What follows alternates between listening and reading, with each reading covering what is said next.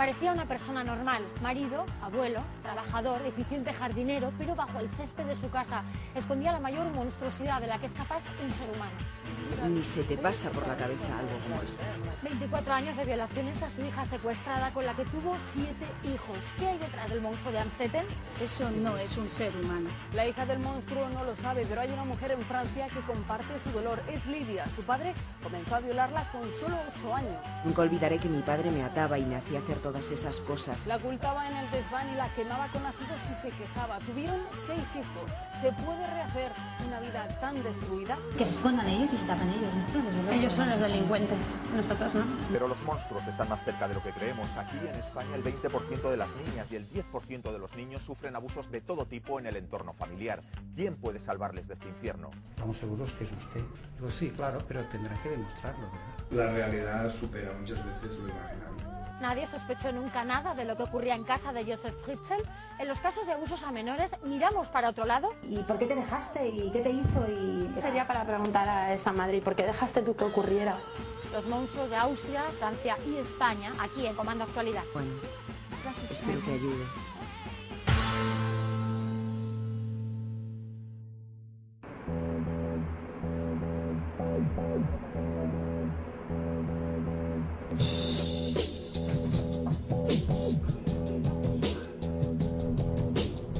A unos 130 kilómetros de Viena se encuentra Amstetten. Tiene unos 22.500 habitantes. Es una ciudad pequeñita de la zona conocida como la Baja Austria. Allí precisamente nace Josef Fritzl.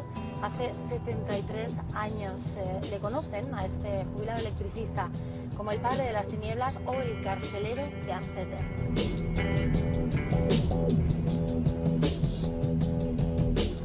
Josef Fritzl encerró a su hija Elisabeth durante 24 años en el sótano de este edificio, en el interior de un zulo de unos 70 metros cuadrados que él mismo construyó. Con ella tuvo allí dentro 7 hijos, 3 compartieron cautiverio con la madre, un cuarto falleció a los pocos días de nacer y otros 3 fueron adoptados por su abuelo y también padre y por su mujer Rosemary. Vivían estos 3 últimos 2 metros encima del lugar en el que su madre se hallaba oculta. ¿Por qué? Es lo que reza este cartel, justo aquí mismo en el lugar de los hechos. ¿Cómo nadie se dio cuenta de lo que allí ocurría?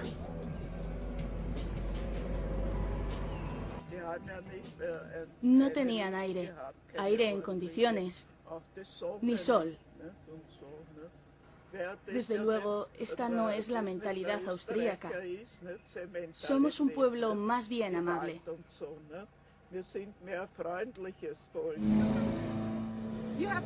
Tienes vecinos que son abiertos y tienes vecinos que son más cerrados, que tienen su privacidad. Así que tienes que respetarles normalmente. Y la familia no lo sabía, así que ¿cómo lo íbamos a saber nosotros?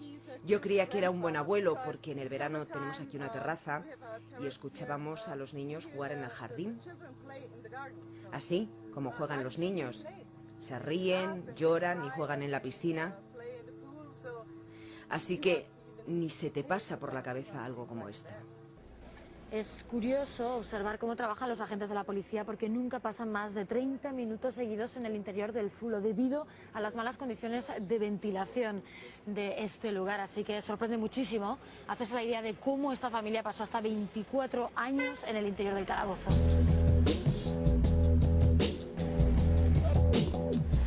Andrés, ¿cuántos días llevas trabajando? Estará molesto por toda la presión mediática, no sabes bien. Tenéis hoy una exclusiva, las primeras palabras de Josef Fritzl, sí. Ajá, desde que fue encarcelado el día 28 de abril. Sí. ¿Estas palabras de dónde provienen? De una carta que le ha escrito y ha puesto en manos de su abogado. Sí, dice que podría haber matado a todos. Y dice también que todos los medios escriben todo muy tendencioso. Esta es la fachada del edificio de Josef Fritzl que da a una de las calles principales de Amstetten.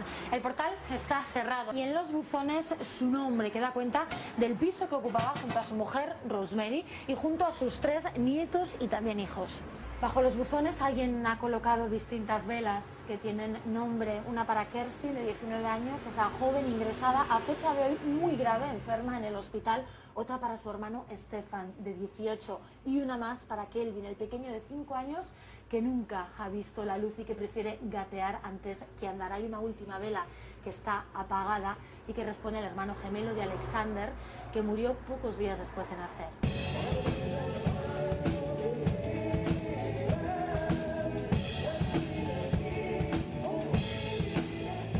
Ya sabemos que 3 de los hijos de Josef Fritzl compartieron cautiverio con su madre, pero otros 3, Mónica, Lisa y Alexander, acudían al colegio como cualquier otro chico de su edad. Vamos a preguntar a algunos de sus compañeros a ver qué pueden contarnos sobre estos 3 chicos.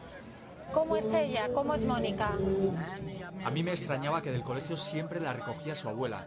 Ella en una ocasión me dijo que su madre había fallecido, pero no sé nada más.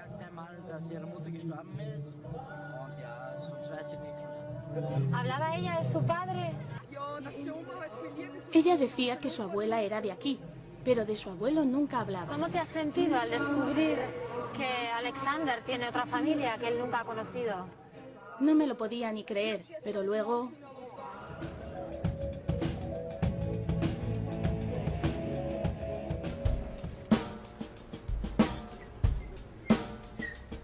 ¿Monstruo, criminal o enfermo? En las facultades de psicología ya se estudia el caso de Austria.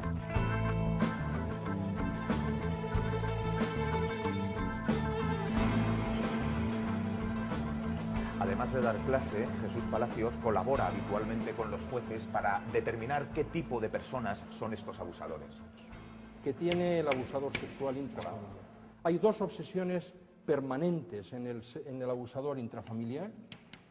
La primera es abusar y hacerlo reiteradamente. Y la otra obsesión del abusador es la obsesión por no ser descubierto. Es la obsesión por el secreto. Va a perder bastante tiempo en seleccionar a la víctima adecuada. Son personas que pueden pasar mucho tiempo preparando los abusos, asegurándose el silencio y la complicidad de la víctima sin haberle tocado un pelo a la víctima. Esta niña de 5 años con la cual su padre está empezando a hacer estas cosas, ella no sabe si eso es lo que hacen todos los padres con sus hijas por la tarde. Para un niño de 4 o de 5 años las cosas son muy distintas. Por eso los abusadores prefieren empezar pronto antes que tarde. El monstruo de Amstetten, como le llaman, admitía que sabía que estaba provocando dolor a su hija, pero que aún así no podía parar. La pregunta es si es culpable, la respuesta es sí. Si la pregunta es si es consciente, la respuesta es sí. Si la pregunta es si hay algún atenuante que pueda quitarle parte de culpa o de responsabilidad, la respuesta es no. Si nos centráramos en el caso de España, las cifras, con todos sus matices, son escalofriantes. La diferencia es la exageración. Claro, lo impresionante de este caso de Fritzl en Amstetten es que todo lo que ocurre es típico del abuso intrafamiliar, de los abusos sexuales que ocurren dentro de la familia, pero es como si alguien le hubiera puesto una enorme lupa encima, en la cual todo aparece como exagerado, ¿no? El abusador toma muchas precauciones para que nadie le sorprenda. Este hombre instala una puerta de 500 kilos. El abusador trata de mantener los abusos durante algunos años. Este hombre ha estado 20 y tantos años. El abusador no siempre llega al contacto genital con genital. Este hombre ha producido 7 embarazos o no sé cuántos y, por lo tanto, es decir, la relación sexual con la hija debía ser prácticamente continuada, ¿no? Si hay un caso que ha conmocionado a la opinión pública francesa es el de Lidia, una mujer que fue secuestrada y violada por su padre durante 28 años. Con él ha tenido 6 hijos.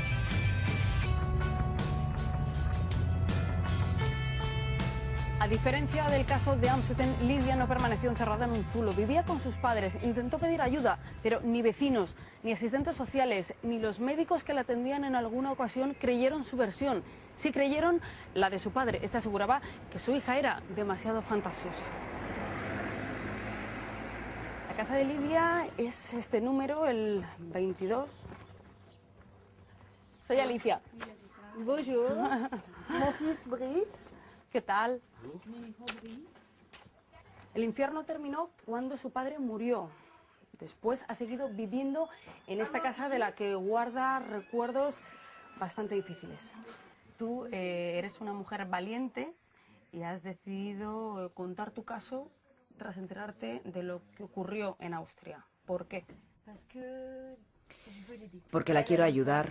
Ella ha estado encerrada y yo he estado encerrada, pero no de la misma forma. Yo estuve en el granero, pero tenía la posibilidad de salir y de hacer compras, aunque con mi padre todo el rato a mi lado. Pero yo pude respirar el aire y yo he reconstruido mi vida, gracias a mis hijos, aunque hayan sido de mi padre.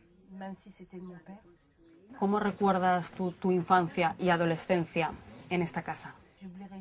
Nunca olvidaré que mi madrastra me metió en un bidón de agua hirviendo frente a un espejo y me azotaba. Nunca olvidaré que mi padre me ataba y me hacía hacer todas esas cosas y cerdadas. Y cuando ya tuve 18 años, él me dijo, ahora hace falta que tengamos hijos. Y como mi madrastra y mi padre no podían tener hijos, entonces tenía que ser yo. Yo viví esto durante 37 años. No pudiste ir al colegio porque tu padre te tenía aquí encerrada. Supongo que tampoco te relacionabas con otros niños, no jugabas, no tenías vida. El problema es que él no quería que yo fuera al colegio. Yo era de él, era suya. Sí, me quemó. Esto fue de él. ¿Por qué te quemaban? Porque yo no quería, porque hacía tonterías. Mi madrastra me quemó hasta aquí. Y mi padre aquí. Y fue él el que me curó, porque me lamía las heridas. Cuando estaba en el granero y no me daban de beber, pero a él sí, con su hocico me acercaba su agua, pero no llegaba, porque yo estaba atada. ¿Eran violaciones sistemáticas? Sí, atada en el granero. ¿Tus hijos los tuviste en casa? ¿Tú has tenido 6 hijos con tu padre? No, fui al hospital. Cuando fui al hospital y di a luz, nos preguntaron quién era el padre. Dijimos que era mi padre. Y él dijo, soy yo quien les va a dar de comer. ¿Y los médicos no veían el carnet de identidad? Sí, tenían todos los sellos y todo marcado por los médicos. Pero no decían nada. No, son muy cobardes aquí. Y en el hospital también eran cobardes. ¿Les contaste a esos médicos lo que te estaba pasando? No, para mí era lo normal. Esto es lo que cuesta entender. Mi hermano, mi hermana, ellos han vivido lo mismo que yo. Mi hermano vivió esto hasta los 14 años, Nadia hasta los 18. ¿Los vecinos no se daban cuenta de que ocurría algo raro? ¿No podías hablar con ellos?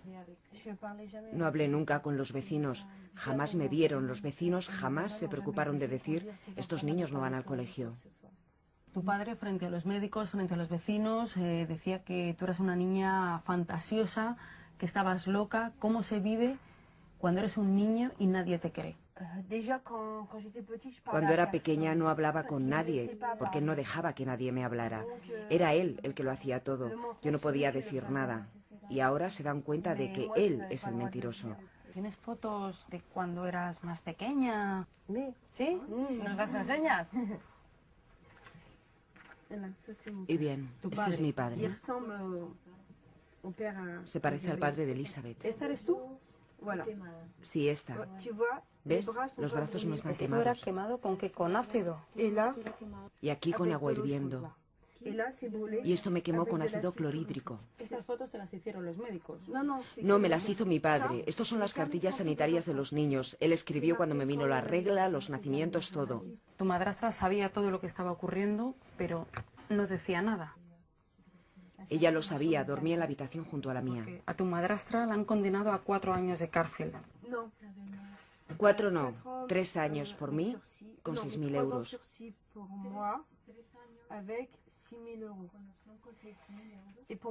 Y por mi hijo Brice, 1 año y 3.000 euros. Y yo me pregunto que si mi padre estuviera aquí, ¿cuánto sería la condena? Y lo digo alegrándome que esté muerto, porque ¿cómo se paga mi horror? Prometí asesinarle, pero no tuve el coraje. Tu ejemplo es digno de admiración. Bueno, espero que ayude. Eres muy valiente. Me hace bien contarlo. Es una terapia.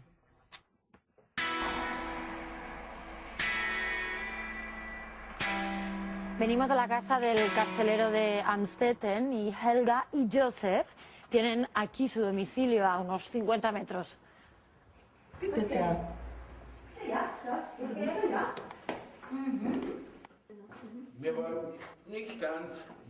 Nosotros empezamos antes. Yo empecé a hacer el sótano en 1966 y mi intención era construir un refugio antiatómico. Luego ocurrió Chernóbil y entonces la gente acabó viendo que no tenía sentido. De manera que ya me he ahorrado hacer este trabajo. Pero ante las autoridades pedí permiso con unos planos para hacer un refugio antiatómico. ¿El sótano continúa por aquí? ¿Sí? ¿Podemos ir por aquí? Can we go there? Okay. Pues entramos ahora en este pequeño pasillo del sótano, cuya altitud debe ser bastante similar a la altura que tiene el sótano original en el que ha vivido Elisabeth con sus hijos. Vemos como aquí Helga ha entrado en esta pequeña instancia. Para que nos hagamos una idea, algunos de los dormitorios tenían pues 3 metros cuadrados, que es apenas lo que puede tener este espacio. Es del servicio. Ok, es el desagüe. Está un poquito húmeda. Está algo húmedo porque se filtra el agua desde fuera. Son 50 centímetros. ¿Y ventilación aquí? No tenéis. La ventilación es el aire que viene de fuera. No hay nada y por eso Joseph Fritzl tuvo él mismo que idear un pequeño sistema de ventilación que, bueno, pues más o menos cumplía los mínimos, ¿no? Esto que tenemos aquí...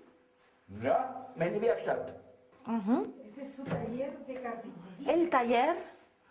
Oh. ¿Están conectados los sótanos entre sí? No. Cada casa tiene su propio sótano. Si yo hiciera ruido en este sótano, aunque no esté conectado con los sótanos de otras viviendas, ¿el sonido pasa de alguna forma? El vecino de allí, que está a 4 casas de distancia.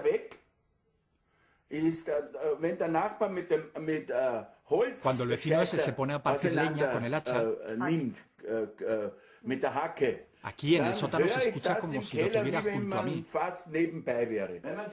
Si nos ponemos a dar golpecitos aquí, así, se escucharía en toda la casa. Toda esta casa y en las casas vecinas. No solo en nuestra casa, se escucha todo.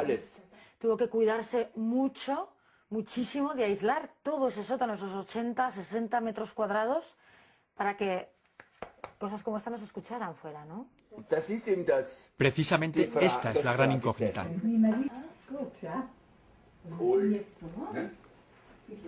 Me contabas que conoces a Rosemary, a la mujer de Joseph Fritzl. ¿Cómo la describes? Es una mujer muy amable, muy cálida y muy buena madre para sus hijos. Ella tenía 2 hijos pequeños en edad escolar y le pregunté, ¿son sus nietos? Y ella me contestaba, no, son de acogida. Le decía, se echa usted mucho trabajo encima, es una locura con tantos hijos propios, acoger encima a varios más. Yo estaba toda sorprendida. Yo la admiraba profundamente. Y ahora, con esta situación, pienso que era una suerte que esta mujer, la abuela, se ocupaba de sus nietos. Porque realmente era y es muy cálida y cariñosa.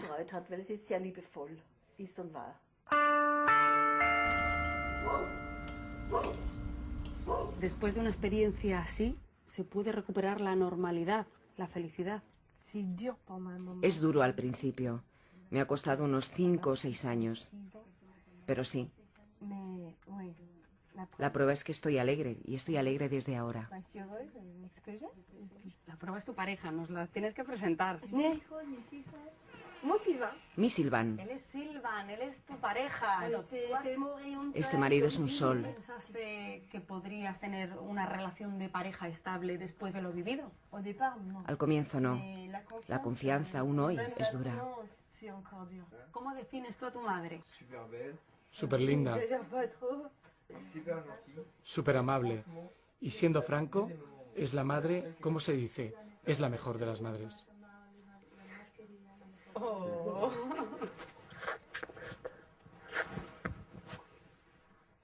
Piensa en los niños y en mamá. ¿Se porta bien con vosotros? Es el más amable de los padres.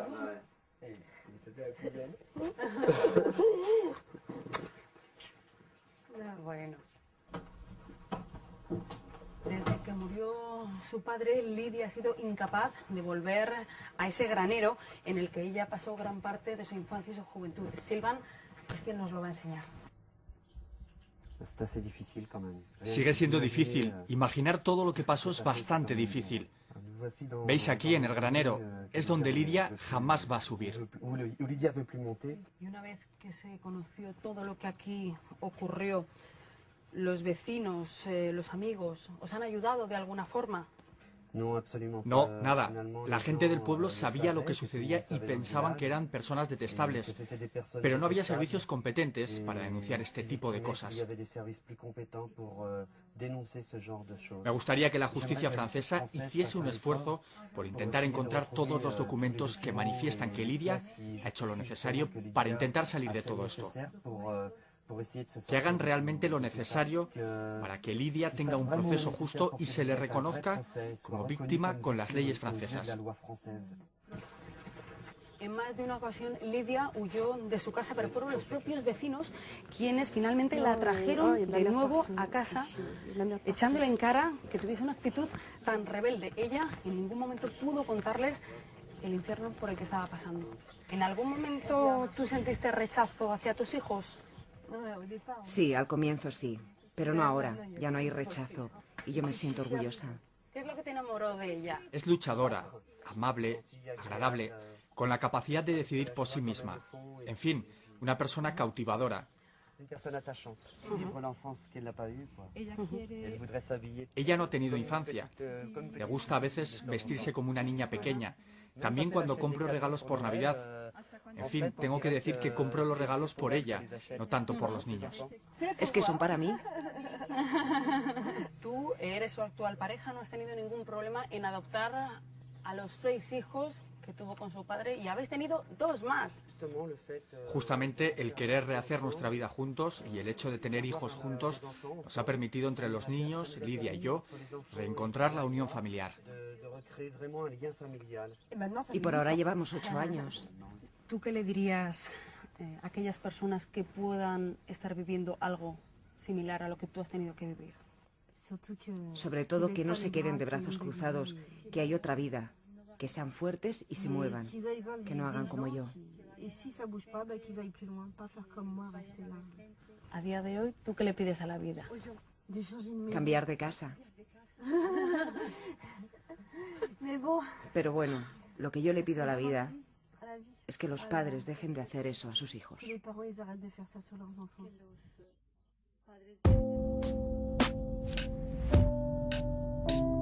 Los abusos contra menores en el seno de la familia son mucho más comunes de lo que podríamos pensar. Solo a este hospital de Barcelona llegan cada año 200 casos. De ellos, 100 se diagnostican como auténticos abusos contra menores. Hola, buenas. ¿El doctor está? ¿Se puede pasar? Doctor Pau, ¿qué tal? ¿Y quién produce este tipo de daños en estas fotografías irreproducibles en los niños? Casi el 90% de los casos es alguien muy cercano al niño, el padre, el padrastro, el abuelo. Esto es una infección producida, una infección venérea producida por virus. El 20% de las niñas confiesan haber recibido abusos y aproximadamente entre un 15 y un 16% de niños también. ¿1 de cada 5 niñas de España ha sufrido abusos en el seno familiar? Sí. ¿Es eso lo que estamos diciendo? Esto es lo que estamos diciendo. De una forma u otra, ¿no? Que puede ser tocamientos, puede ser masturbación. No siempre estamos hablando de violación o de penetración. Hola, Cristina. ¿Qué hay? Buen día. Antes de recibir al niño, siempre hacemos una primera entrevista. Se ponen aquí los padres, sí, ambos. Exacto. Ambos padres, y son ambos los que consultan, pero es frecuente que solo sean las madres. En ese primer contacto con las familias hay muchísima angustia y muchísimas dudas, y esto lleva mucho tiempo de escucharlo y orientar a las familias y contenerlas, ¿no? ¿Qué nos puede servir de sospecha de que el niño está sufriendo algún tipo de abuso en el seno familiar? Muchas veces hay indicadores pues, del tipo, pues diría, pues cuando tiene unas conductas sexualizadas, por ejemplo, que no corresponden a su edad, o cuando pues tienen dificultades para sentarse, cuando tienen algún tipo de trastorno en la alimentación o en el sueño. Hay gente que cree que esto puede quedar entre estas cuatro paredes y no. Esto se lleva hasta las últimas consecuencias. Claro, nosotros tenemos la obligación legal, y además así lo hacemos, de comunicarlo al juez y a los servicios sociales para la protección del niño.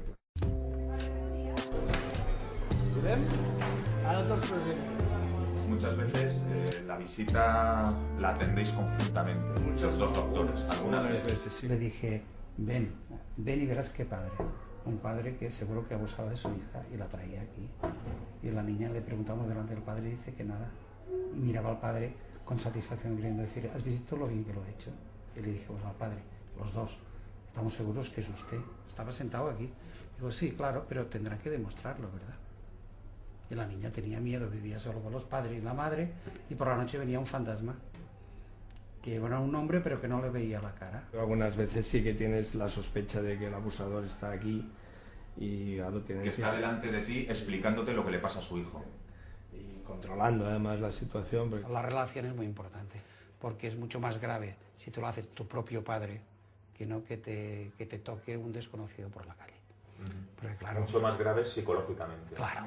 Cuando habéis visto en la prensa este tema, lo que está pasando en Austria, en Amsterdam. Con lo que hemos visto, desde luego que es fuerte lo de Austria, pero es que no me sorprende, en la sociedad hay de todo y puede pasar de todo, porque nosotros hemos visto similares, quizá no tan exagerados, pero similares. Similares de padres que hayan hecho que sus hijas tengan hijos suyos. Sí, bueno, esto sí. De esos muchos. Hace una semana, una chica que me pidió aquí hacer las pruebas de paternidad porque sospechaba que era hija de su hombre. Pero en los casos de los abusos nosotros siempre comentamos que si un día hiciéramos una película con alguno de los casos que nosotros hemos vivido, nos dirían que estamos locos o que estamos exagerados. Es ficción. La realidad supera muchas veces lo imaginable. 2 de cada 10 españoles ha sufrido abusos sexuales durante la infancia. Un 85% de los casos nunca saldrán a la luz. ¿Por qué? Porque no se denuncian. Cristina es una de las afectadas. Ella sí denunció lo ocurrido. ¿Cómo se llama? Yuna. Se llama Yuna. Bueno, esta es la que más años lleva conmigo. Es que me gustan mucho los animales. Ajá. Me dan mucho. Tus problemas fueron abusos sexuales de niña, ¿no? Sí, sí. ¿Qué edad tenías más o menos? Pues entre los 9 hasta los 14. No sé si fue seguido, si no, pues no. Tengo una laguna grande ahí. Fue dentro de tu entorno familiar, ¿no? La persona que a ti te hizo daño, ¿cómo iba ganándose tu confianza? Si es el entorno familiar o alguien de tu entorno más cercano, pues no dudas, confías y además te hace sentir especial. Entonces, a ti niña no le gusta que le hagan sentir especial. ¿Eres tú? Sí. ¡Uy, qué cara! Qué pequeña. ¿Cuántos años tenías ahí? Pues calculo que 5 o 6, creo. ¿Qué sentimientos has ido arrastrando tú? Te preguntas por qué pasó, por qué no dije nada, por qué a mí. Y ese sentimiento, eso es muy duro, porque te haces culpable de todo y te olvidas de que tú eres la víctima.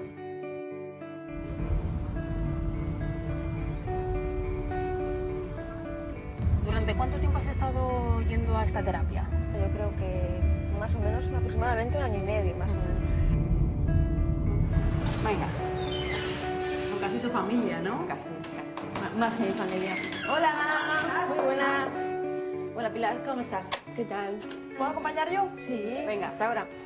Tú eres una de las psicólogas de la fundación. Sí, una de ellas. ¿En qué estado psicológico llegan personas como Cristina, otros muchos que llegan hasta aquí? Acostumbran a venir personas con síntomas ansioso-depresivos, con una autoestima en general bastante baja, pero en general lo que está más afectado es el área relacional. ¿Qué terapias son las que ponéis en marcha para recuperar estas vidas? Algo que para nosotros funciona muy bien, que son las terapias grupales. Lo que se consigue es romper una de los grandes, de las grandes creencias que tienen las víctimas de abuso. Eso me ha pasado solo a mí. Hay más gente a la que... Entonces, en el momento que te das cuenta que le ha pasado a más gente, es quizás un momento importante en el proceso de recuperación, ¿no? Este es el archivador donde tenemos guardados 3.300 casos, que son los que hemos ido recibiendo en estos últimos años. 3.300 casos solo en Cataluña. Hay algunos que son del resto del Estado español, pero básicamente de Cataluña, sí. Son muchísimos. ¿Han ido aumentando? No creemos que han ido a más los casos de abuso sexual. Posiblemente lo que ha ido más es las personas que se sienten capaces de poder explicarlo, de poder visibilizar el tema. Las víctimas, ¿por qué mantienen ese silencio? Al niño o a la niña se le dice, nosotros vamos a jugar, nosotros nos lo vamos a pasar muy bien, tú y yo. El tú y yo hace que el niño rápidamente sea cómplice. Al ser cómplice soy culpable, porque yo estaba allí, yo no hice nada por irme. Pero además se le pide que guarde el secreto. Lo juntas todo y salir de ahí es complicado. Y hay una cosa que es terrible, y es que cuando el niño al final lo explica, sea niño, sea joven o sea adulta, todas aquellas amenazas que el abusador o abusadora le ha dicho que pasarían, acaban pasando. Es decir, la familia no le cree, no toda la familia se posiciona al lado del niño, la madre cae enferma, no es creído, la familia se ha roto, con lo cual, que quizás es la parte más perversa de todo el tema del abuso, es que el niño se le hace responsable del bienestar de su familia. ¿Cómo se enseña a un niño a decir no? Cuando vemos que algún miembro de la familia, un vecino, a quien sea, se está comportando de manera que puede molestar al niño, los que tenemos que salir en su defensa somos nosotros, no es el propio niño. Los que tenemos que estar en alerta... Sí, pero sin llegar a la paranoia, ¿vale? Es decir, el niño necesita afecto, necesita contacto físico, pero sí que yo creo que cada familia sabe cuando su niño está cómodo en una situación o cuando no lo está.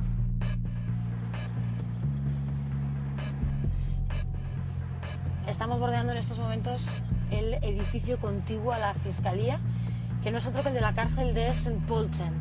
Hay 350 reclusos en su interior y hemos conseguido una entrevista con el director de este penal. Todos los ocupantes tienen derecho a pasar una hora al aire libre durante lo que se denomina paseo por el patio. Pero el señor Fritzl, por ahora, se está absteniendo. Se mantiene más bien aislado. Nosotros pensamos que por determinadas razones desea mantenerse a distancia de otros ocupantes y nosotros no lo obligamos a participar en lo que es el recreo al aire libre. ¿Crees entonces que él puede estar preocupado porque alguno de sus compañeros de la prisión le haya podido amenazar? Dados los terribles crímenes que se le imputan, no podemos descartar la posibilidad de que el señor Fritzl corra peligro por parte de otros ocupantes, por lo que hemos tomado ciertas medidas internas para garantizar en lo posible la seguridad del señor Fritzl. ¿Le definiría usted como un buen prisionero? Por ahora es muy tranquilo, no destaca y es educado, no hace muchas preguntas y por el momento no tiene deseos especiales ni quejas.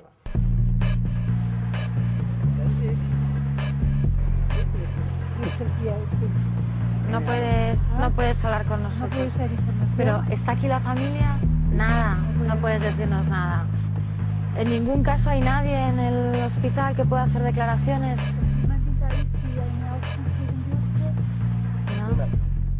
Elizabeth y sus hijos se recuperan en el interior de esta clínica psiquiátrica. Han sido muchos los periodistas que se han venido acercando hasta las puertas de este centro en los últimos días y las autoridades austríacas están planteando la posibilidad de cambiar de identidad a todos los miembros de esta familia.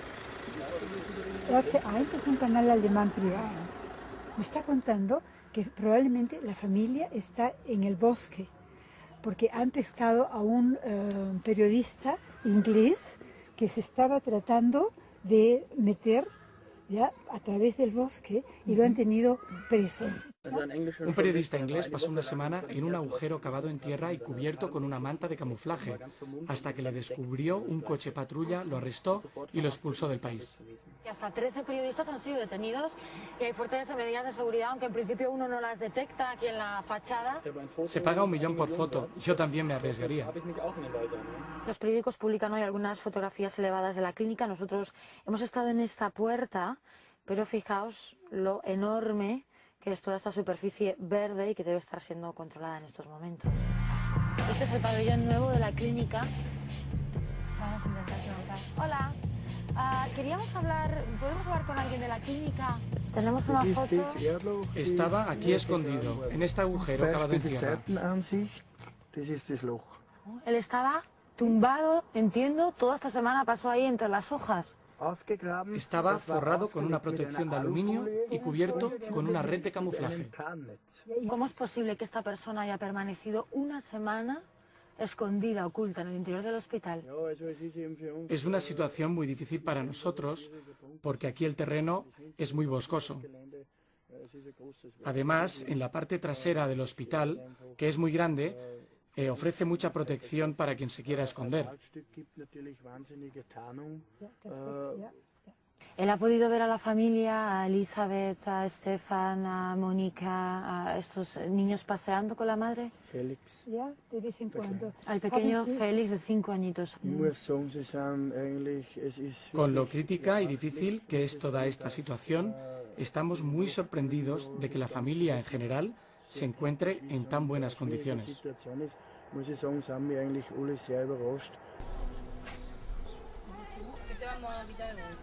Esta sentencia del juzgado de lo penal de Móstoles condena a un hombre como autor de abuso sexual continuado contra su hijastra y su hija, que ahora tiene 10 años. Lo curioso de todo es que cuando acabe la inhabilitación de 1 año y medio, recuperará la patria potestad sobre su hija pequeña. ¿Sí? Hola, Rosa, soy Raúl. Sí, bajo en un momentito. Perfecto, gracias. Cuando ella fallece en el metro, los medios de comunicación ese día sale como que otra vez un desamor acaba con la vida de un adolescente en las vías del metro, ¿no? No fue un desamor. ¿Te molesta el humo? No. Venga, gracias. Mis pensamientos los primeros son, esto ocurre solo en las películas. Quien abusaba de ella era mi marido, su padrastro. Su padrastro. Sí, exactamente. Y padre de mis hijos pequeños. Estábamos en una reunión familiar en casa de mi hermana y le mira fijamente y le acusa. Cuéntales tú lo que me pasa. Diles tú lo que me haces. Cómo te metes en mi cama, cerdo, baboso. Cómo me sobas, cómo me metes mano cuando ella no está, cuando ella duerme, cuando ella trabaja. Y yo no la creí. Yo te puedo asegurar que en ese momento no la creí. Y yo le miré a él y él se echaba las manos a la cabeza, por Dios, por Dios. Yo decía, José, ¿qué está pasando? ¿Qué está contando la niña? Que no lo sé, que es mentira, que no lo sé. Mi hija, según terminó de contarlo, dijo, sabía que no me ibais a creer, y salió de la casa. Unos días después, él me llama por teléfono y quiere quedar conmigo. Y me dice que es cierto todo lo que dice mi hija, pero antes de eso me dice que es algo que le viene pasando de hace muchos años. Es que yo, cuando era más pequeño, ya practica, digamos, abusos sexuales o relaciones sexuales con una hermana mayor que él, 3 años. Le dice que es un monstruo y que por favor le ayuden porque es un monstruo. Es algo que no ha querido cortar durante toda su vida y es algo que ha continuado primero con su hermana, después con mi hija mayor, posteriormente cuando mi hija mayor le rechaza con su hija propia. Y si esto continúa, yo no sé hasta dónde puede llegar. Esta es la sentencia, vistas las precedentes actuaciones del juicio oral, fallo responsable de un delito continuado de abuso sexual. Los 3 años de prisión son por la mayor y los 18 meses por su hija biológica. Según parece, la patria potestad la va a recuperar en 1 año. ¿Año y medio? En 1 año y medio. Es decir, yo le voy a decir al juez desde aquí, si esto se puede decir, que yo a mis hijos no se los voy a dar a esta persona. Nunca. Yo no voy a ser quien le voy a facilitar a esta persona que vuelva a abusar de mis hijos y les destroce la vida. Yo no lo voy a hacer. ¿Cuánto tiempo puede pasar en la cárcel alguien que abusa de un menor? ¿Cuántos tipos de delito de abuso contra los menores existen en nuestra legislación? ¿Qué pena se les puede imponer a un abusador sexual en el seno de la familia aquí en España? Bueno, existe un abanico de penas, más bien una escala gradual, que va en función de la gravedad del comportamiento. Siendo menores, una violación llevaría una pena de hasta 15 años. Un abuso sin violación a una menor, ¿cuánta pena es? Si es violento, lleva de 4 a 10 años. Si no es violento, de 1 a 3. Me decía el otro día una madre que abusar de un niño en España es barato. Realmente son comportamientos que repulsan tanto a la generalidad que en ocasiones pues puede obtenerse esa percepción. El 70% de los abusos a menores se produce en el entorno más cercano, padres, hermanos, tíos. Es el caso de Mila. Entre los 6 y los 16 años abusaron de mí 3 de mis hermanos. Y bueno, pues aquello fue un abuso continuado, pero al principio lo vives como algo cotidiano y algo que, bueno, tú te lavas los dientes y ocurre el abuso, ¿no? ¿Tus padres sabían lo que estaba ocurriendo? ¿De alguna forma tú les alertaste? No, el niño trata siempre de silenciarlo porque se siente culpable. Te empiezan a decir, no le cuentes esto a nadie porque te van a reñir. Lo empecé a contar porque empecé a salir con un chico y a mí es que no me podía ni mirar, o sea, yo no le aceptaba que me tocara un brazo, o sea, era increíble. Entonces yo al final, bueno, no es que se lo contéis, que me lo sacó, ¿no? ¿Qué relación tienes con tus hermanos? La relación era como si no hubiera pasado absolutamente nada, era increíble, era una situación de reunirnos en los acontecimientos familiares. Total, que les escribí 3 cartas para cortar la relación, explicarles lo que habían hecho, las consecuencias que habían tenido, que eso era un delito, que debían estar en la cárcel y que no estaban porque, entre otras cosas, había prescrito justo cuando yo hubiera sido capaz de denunciarlo, ¿no? Dígame. ¿Una sedalina de hilo negro? Una bobina. Una bobina de hilo negro normal, ¿no? Sí. Pues 1,70. Carmen, mira, Carmen es una compañera que también ha sufrido abusos. Ah, encantada. ¿Qué ocurrió en tu caso? Pues en mi caso fue un tío que solía venir a casa habitualmente y bueno, pues empezó a los 2 años, empezó a abusar de mí. A mí en mi caso me decía, es que si lo cuentas mataré a tu madre. Como desde tan pequeñito tienes la incapacidad de decir que no a estas cosas, ¿no? No eres capaz de decir que no. Pues luego cuando íbamos a veranear a un pueblo, que esto tendría yo, además coincidieron los dos, tendría yo 4 o 5 años, pues entonces tenía el padre de mi amiga que abusaba de mí y de su hija, de las 2 juntas. ¿También? También, sí. Tú lo cuentas, nadie lo entiende, porque lo cuentas ahora, porque después de tantos años, lo primero que te pregunta tu madre cuando se lo cuentas es ¿y por qué te dejaste? ¿Y qué te hizo? Y esas cosas no se le pueden preguntar a un niño. Claro, yo entiendo que me ven como una persona adulta, pero es que yo en ese momento, cuando lo estaba contando con 38 años, me sentía como una niña. Es que en realidad sería para preguntar a esa madre, ¿y por qué dejaste tú que ocurriera? Tú hasta que lo contaste tenías ahí una carga increíble y dices, bueno, la solución es contarlo, lo voy a contar. Y dices, va a ser perfecto porque todo el mundo me va a entender, todo el mundo me va a ayudar y yo voy a salir de esto. Y lo cuentas y de repente es como un jarro de agua fría. La gente no te entiende, te echan cara que no lo hayas contado antes. Y bueno, pues a lo mejor tampoco fue para tanto, me dijo mi amiga. Y mi amiga iba con una niña, con su hija al lado. Y entonces yo me quedé mirándola y digo, ¿no es para tanto? Y le cojo a la niña de la mano y le digo, me la llevo esta noche a mi casa. Y aquella se me queda así con cara, digo, es que es para que masturbe a mi marido. Total, como no tiene importancia, ¿qué más te da?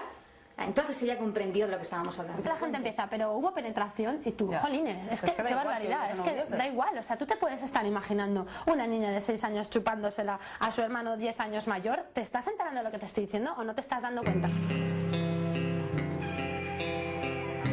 ¿En qué momento uno empieza a sanar?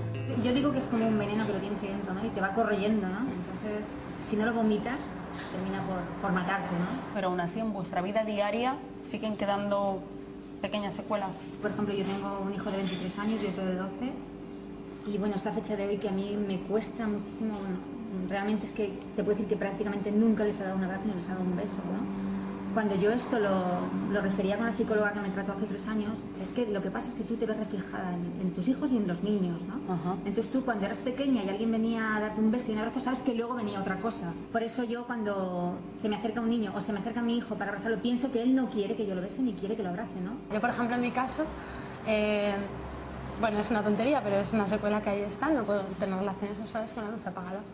O sea, porque, bueno, yo necesito ver la cara de mi marido ahí, porque si no, pues puedo tener un recuerdo y colarse otra persona ahí, ¿no? De alguna manera. Yo planeé 5 veces mi suicidio durante la adolescencia. Es una de las épocas más peligrosas, cuando tú por fin descubres lo que significa un sexo que no está bien, con quién lo estás haciendo, que no sabes cómo salir de ahí. Vosotras habéis tenido la valentía de dar la cara frente a los medios y contar lo que os ha ocurrido. ¿No os da cierto reparo? No hemos robado, no hemos matado, no hemos hecho nada de lo que avergonzarnos, ¿no? Que se escondan ellos y se tapen ellos. Nosotros, desde luego, ellos son los delincuentes, nosotros no. Nosotros somos las víctimas. Nos adentramos en la región de la Alta Austria en dirección al llamado Lago de la Luna, porque hace 22 años Josef Fritzl regentaba aquí una pensión de huéspedes. Justo en aquel mismo año se encontró el cuerpo sin vida en el fondo de este lago de una joven, de Martina Posch, cuando tenía solo 17 años. ¿Conoce usted cuál es la pensión de Josef Fritzl? Esta misma. Esta es la foto de aquella joven y es precisamente la enorme similitud entre esta chica y Elisabeth, la hija de Josef Fritzl, lo que hace sospechar ahora a los investigadores que quizá el llamado monstruo de Amstetten tenga algo que ver con este crimen que nunca jamás fue resuelto. Estamos ya casi a las puertas de aquella pensión en la que él trabajaba, a ver si nos puede encontrar algún dato. A su manera lo hacía muy bien, porque nadie sabía nada. Yo, desde luego, no sé nada. ¿No conoces a nadie que haya convivido con él en esta época, hace 22 años? Eso tienes que preguntarlo en el pueblo. En los bomberos tienen fotos de cuando se quemó el camping. Dirígete al ayuntamiento. Allí te podrán informar. Hemos podido leer que fue él mismo quizá quien generó ese accidente para luego cobrar esa compensación del seguro. Sí, todos creen que fue él, pero fue absuelto por falta de pruebas. Walter, venimos porque nos cuentan que usted tiene fotografías de su pensión cuando él pudo provocar ese incendio. 1982. Fuimos allí con 25 hombres. Nos encontramos con esto. Aquí se ve en pleno apogeo del incendio.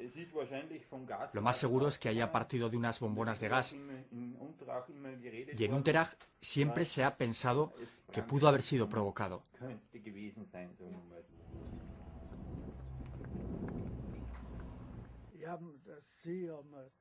La mujer sí, pero al hombre nunca lo hemos visto. ¿Qué recuerda de él? Cuando nos encontrábamos yo le saludaba. Hola, ¿qué tal? Era un hombre muy correcto. No se podía tener queja. Era muy avaro, eso sí. Porque nosotros pagábamos el doble que aquellos de allí. Y la señora Fritz era una pobre mujer. La humillaba.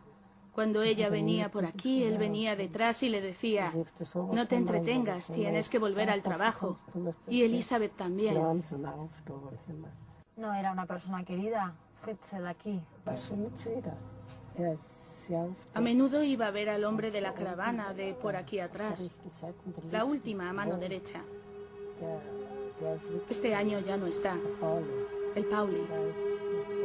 Ya se ha vuelto a marchar a Alemania, ya no está. Pero con él pasaba mucho tiempo. ¿Está aquí ahora? ¿Podemos hablar con él, localizarle? Ya no está en el camping. El año pasado ya lo ha dejado. Espero que le encierren tanto tiempo como él encerró a su hija. 24 años. Resulta difícil de creer. Es peor que un animal. Eso no es un ser humano.